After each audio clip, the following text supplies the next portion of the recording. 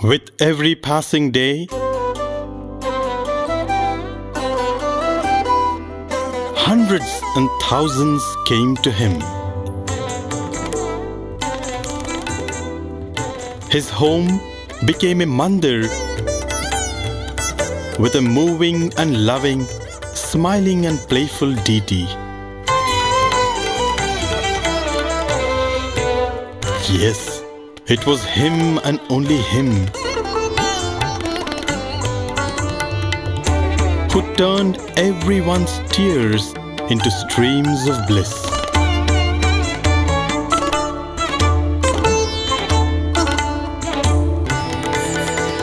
As the bud blossomed to reveal 1,000 petals,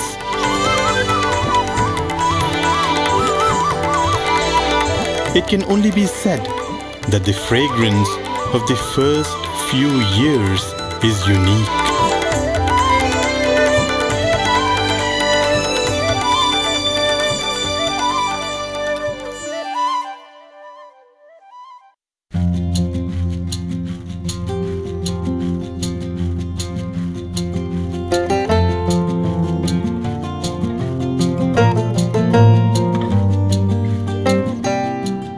Invariably, every day, Swami would come and tell the ladies who would prepare food, "Ee roju inni chuttalu ostunnaru," Swami would say.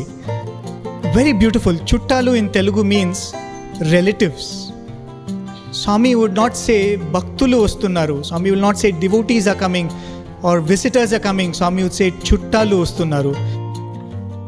And Swami would say these many number of people are coming, prepare food for them. So never it happened that they prepared less.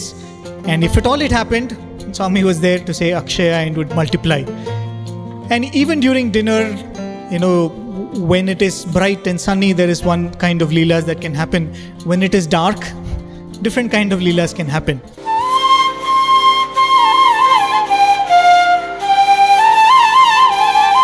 That night at about 3 o'clock, Swami came to my mother where she was sleeping, slowly tapped her and said, "Get up, get up." She got up and Swami said, "I'm feeling very hungry. Can you make me dosa for me?" When Swami asked, "Can you say no? How much difficult it may be?" She said, "Yes, Swami, I will do it, I will do it." And then she called me also to help her. And she made the dough to make the dosa. In those days, Swami, how to use no chairs, no sofas, nothing, a tin box. And we used to put a small pillow. Swami used to come and sit there. That is his throne. Like that. So when she was about to make the dosa, Swami said, see, you should not make noise. If it makes noise, everybody will get up. And Mummy was shocked. "Swami, what are you saying? If I make dosa, it will make noise. Without noise, how can I?" Then Mummy said, "Swami, I am going to make the dosa. It is your duty. See that it doesn't make noise." Okay. She made the dosa. There was no noise at all. And Swami happily ate 3 dosa and went back. So next day, Swami sat for his breakfast. And there was one lady called Sakama who used to take care of Swami. And we kept all the breakfast other day. Swami was about to take his breakfast. Then he started doing like this. We know what game he's going to play. We know very well. Oh, come on, now we are going to get into trouble. Immediately Sakama came running. "Swami, what is wrong with you?" It's stomachache. With a serious face, as if he's really having pain, pretending like that. He said, "See, this Radhama last night woke me up at 3 o'clock and made me eat 3 dosa. Then we were really so surprised, we were so shocked when he's saying that. What can we say? P.V. Krishnamurti, I'm mentioning his name because P.V. Krishnamurti was one of the relatives of Karnam Subbamma. He and his brother-in-law, his name is D.N. Krishnamurti. These two were the people who built the Naga shrine you see opposite the Ganesh Mandir today. Swami would take a small lamp and come walking all the way to Subbamma's house just to see them and see if all of them are settled. So P.V. Krishnamurti's mother, she had prepared the food. There was some sambar rice and curd rice. So she made all the children and grandchildren sit around, and she was putting a morsel of food in each one of their hands. Right? This is a very common sight in some of our Indian families. So there was this family dinner going on, and Swami would come and Swami would see this sight. It's all dark. So Swami would put off the lamp and sneak into that crowd, into that small group, and he would put his hand and he would eat. And suddenly the mother would hear, today food is very nice, in a different voice, and when she looks up, it will be Swami who will be laughing. Or sometimes when she is giving food, somebody will hold the mother's hand tightly, and she'll wonder who's this boy who's doing like this, and then Swami would laugh out aloud. Or sometimes when people are cooking food, dinner, Swami would sneak behind and close their eyes from behind. Many of these little things which are very common in families, but Swami did not merely say chuttalu because he was behaving like that. These were the people who belonged to Swami. And after they complete their dinner in this manner, it was time to sleep. In the Patha Mandiram, the beautiful thing was Swami was everything. So when everybody would go to bed, Swami would take a torch and he would go around. Why? To see if there are any snakes and scorpions, because they used to live with the snakes and scorpions around. So Swami would go around to ensure that none of these creatures are coming close by. And that was another miracle which the devotees had noticed, that there were so many of these creatures around, but not once a devotee had a complaint of, I had a snake bite, I had a scorpion bite.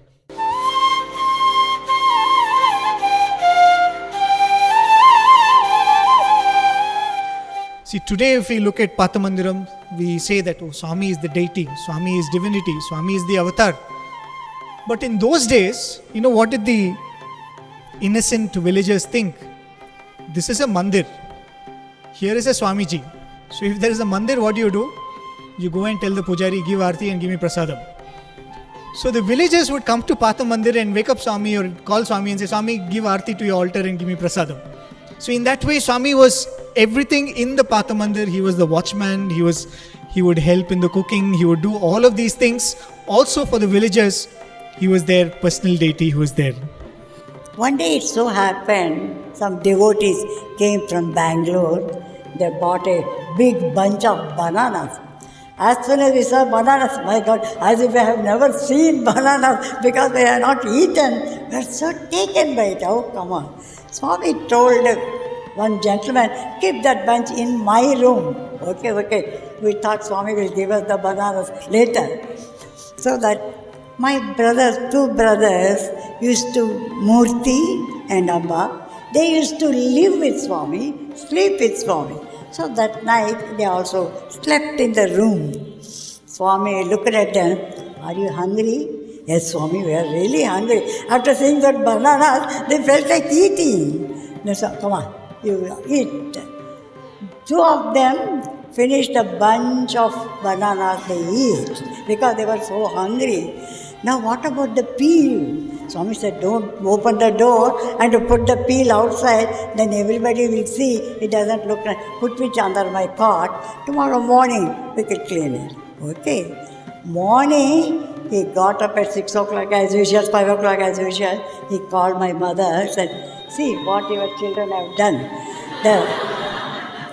They ate all the bananas. They didn't even care to put the peels outside. They put under my car. Oh, it is getting so bad smell. I could not sleep for the whole night. And naturally, Mummy was so angry. All the ladies were, how can you do that? But these two boys were shocked. They were surprised. They don't know what to say. They can't say, Swami asked us to eat, and we can't say that. So they were just blinking.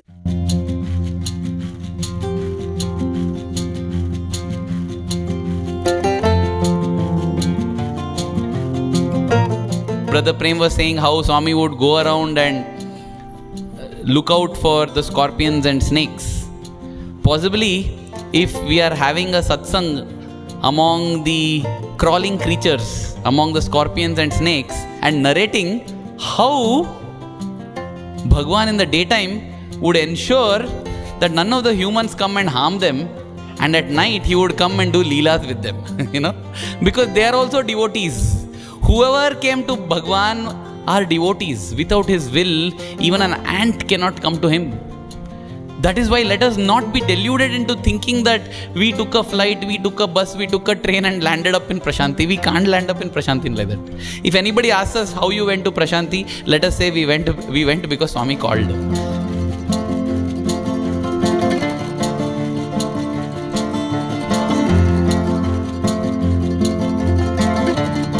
Anything that is dear to Swami became dear to the devotees. So whether they liked bhajans or not, because Swami likes bhajans, they would do bhajans. And as I said, Swami would sit for 2-3 hours for bhajans. And when Swami sits for bhajans, Bhagwan would start sweating profusely. Because there's no fan, there's nothing. And people will come and heap garlands on him. It's amazing. But Swami would sit and his robe would be dripping wet. He would go and change.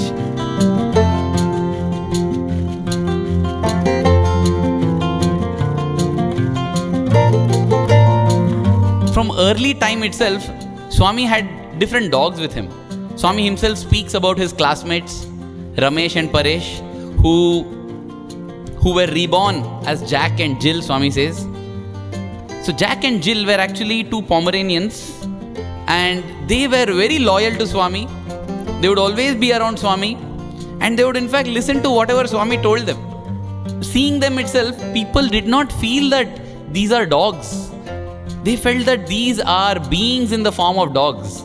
Those of us who have seen Sai Gita will be able to understand that, because when we saw Sai Gita, the way she responded, there was that moment when all of a sudden the students in the hostel heard the trumpet of Sai Gita, and this was their indication those days that Bhagwan is coming.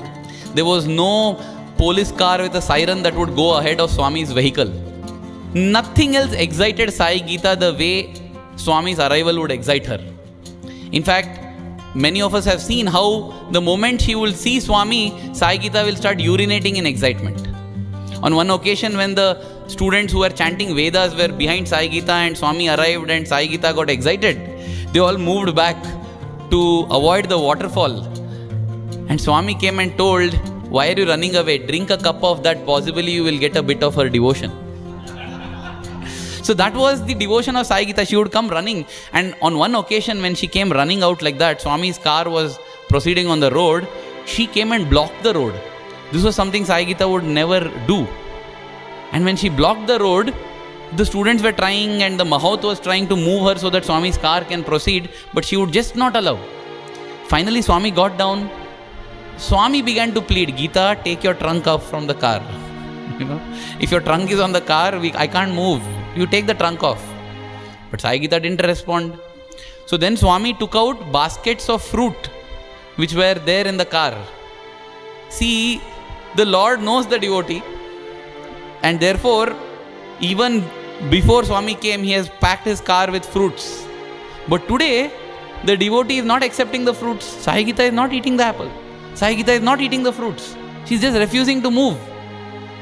Finally Swami says, "Okay Gita, I won't go. I'm going back to Mandir." And Sai Gita immediately moves back. The devotee may not, the Lord may know the devotee, but the true devotee also knows the Lord. And Swami then turned to the boys and he said, "I was going to Vrindavan now." And everybody was shocked. "Oh Swami, but what to do now? Gita is not allowing me, so I'm going to go back." That was the kind of understanding Gita had with Swami, which is not possible for humans, forget animals. So that was the kind of relationship Jack and Jill shared with Swami. They were just in the animal form for a purpose. And Swami actually made a memorial for Jack and Jill in the Pathamandiram. A tulsi plant was planted over it, a tulsi matam. And that is the love of the devotee for the Lord for the devotee. I'm sure Jack and Jill went up the hill, never to come back again, because they were one with the Lord now. Jack and Jill were Pomeranians. After Jack and Jill, as Professor Kasturi records in the Satyam Shivam Sundaram, there were Lily and Billy, Chitty and Bitty. Somehow they came together, I think, always in pairs. And then there were the Cocker Spaniels, Minnie and Mickey, Honey and Goldie. And there were also the Alsatians, Rover and Rita, Tommy and Henry. Apart from taking the devotees to Chitravati, he would also take them for picnics, many picnics. And they used to be called as Vana Bhojanam. Vana means forest, Bhojanam means food. food in the forest. Picnic means, again, fun. Different ways of doing the same fun. Swami gives variety. Just like Swami says, it's the same sugar, but you have jalebi, Mysore pak, jamun, laddu, different sweets. So that you get different flavors. The same sugar you eat in different forms. So the same sweetness of Bhagwan, the devotees would experience in different forms. In Patamandiram, on Chitravati, during picnics. And the same things, the Leelas, the Mahimas. In fact, Miss Leela, her name is also Leela. She is the daughter of Lokanatha Mudaliyar, whom we will hear about again and again. He is associated with the Gindi temple, Shirdi Baba temple. He was one of the earliest devotees who came to Bhagwan. So Miss Leela records that once when they had gone for a picnic like this, it began to rain and pour. There are many occasions when Bhagwan has willed the clouds away. So this time what Bhagwan did is he pointed out to one area where there was a rock jutting out from the hillock. Swami said, let's take shelter under that. But as more and more people started coming, that rock was not jutting out sufficiently. And therefore, Swami just raised his hand and pulled the rock. Pulled it as if it was some extendable roof, and pulled it till how much ever the devotees needed to be sheltered. Gopala Bala Sai, Gokula Leela Sai, Gopala Bala Sai, Gokula Leela Sai. Of course, the other thing that would happen is the devotees would enjoy swinging Swami. Swami would sit on the swing. The swing would not be some modern fabricated one. They would take two ropes tied to a tall branch of a tree and put a piece of wood in between, and Swami would sit and Swami would tell them to swing. Rakshaka Sai, Gopala Bala Sai.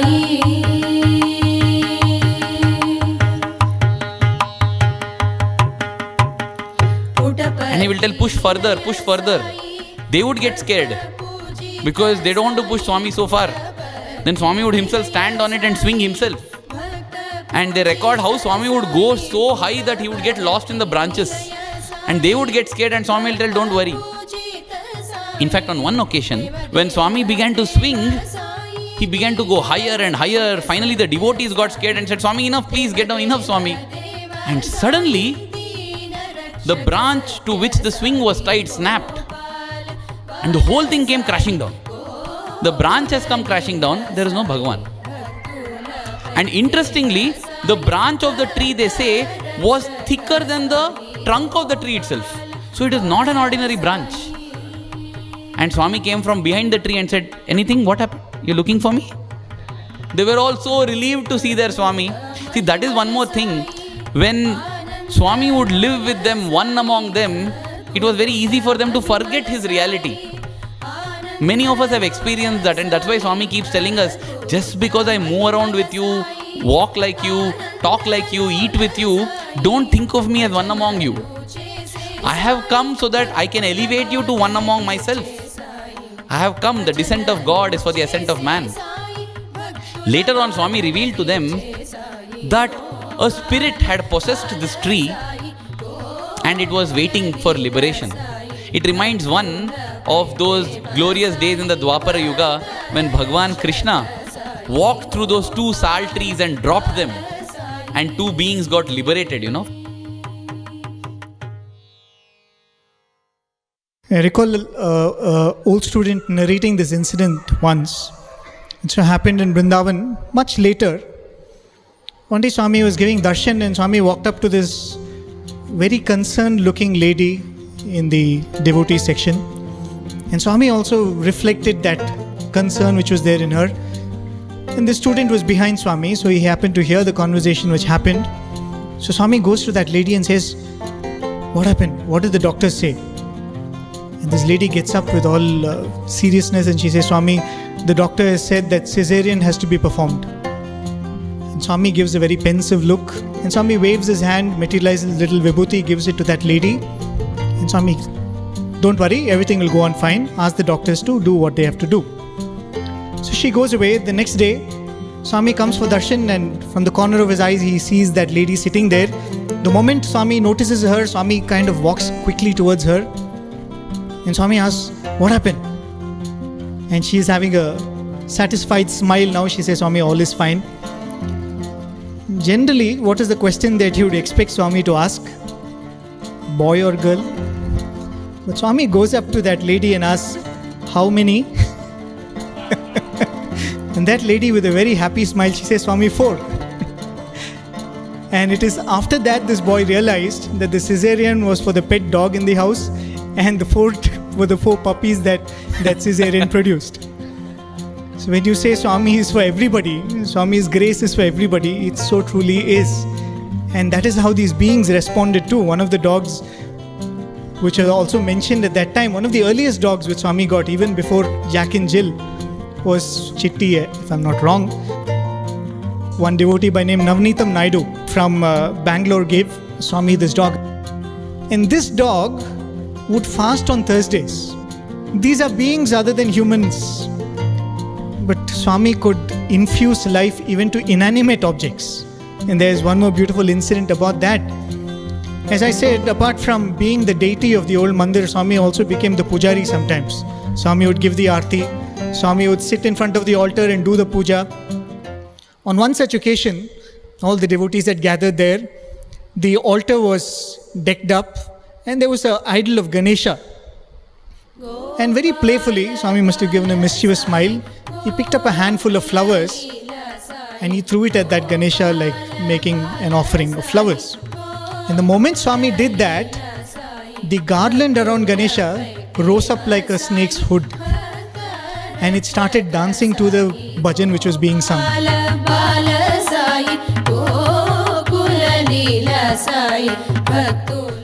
And everybody who was sitting there was seeing this, and Swami was smiling. And it went on for an entire bhajan or maybe for some time.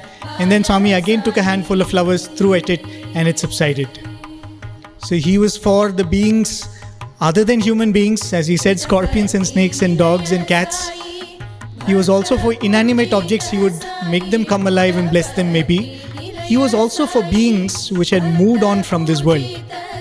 Because one of the other events which would happen very, very regularly is they would bring devotees or people who were possessed by ghosts. It used to happen so often that almost everybody who has come to Swami at that time have witnessed at least one event like this, where the villagers would bring a lady or a man who is possessed, and they would bring him to Swami's or her to Swami's presence. And what would Swami do? Typically, Swami would go to that person and Swami would start conversing with the spirit. Swami would ask, where are you from? Why have you come into this body? And what these devotees had noticed was, on many occasions, these were all humble villagers, unlettered, uneducated. But sometimes these villagers would start singing praises of God in chaste Telugu, in languages which the villagers themselves don't know. They would start singing songs. And sometimes when they could understand what that conversation was, they heard the spirits telling Swami, Swami, we have come to have your darshan. We found that this is the only way we can come to you. We have come to you through this body.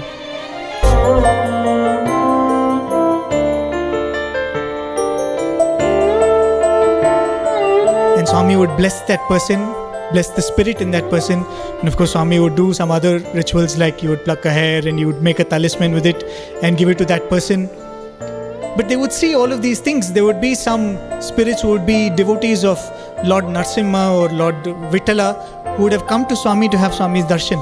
And would say, we have come to offer our pranams to you. And many such events happened, but it completely stopped after the year 1950. When Swami inaugurated the Prashanti Nilayam and Swami moved here, Swami declared that whoever comes into this ambit of Prashanti Nilayam, if they are possessed by any ghosts or spirits, they will be relieved of it. Swami does not have to do this. Actually, Swami never had to do it. Right? Swami never had to perform any ritual to effect any grace. But Swami was doing that, but Swami told, henceforth, nothing like this needs to be done. You just bring that person here. The moment they step in, they will become calmer. I don't know about people who are possessed, but how many of us walk into Prashanti Nilayam and become calmer? Being possessed of anger, we get calmer. Being possessed of jealousy, we become calmer. So that blessing of you step in and you will become Prashantam was not only for people afflicted by inner enemies, but even for those who are possessed by these spirits.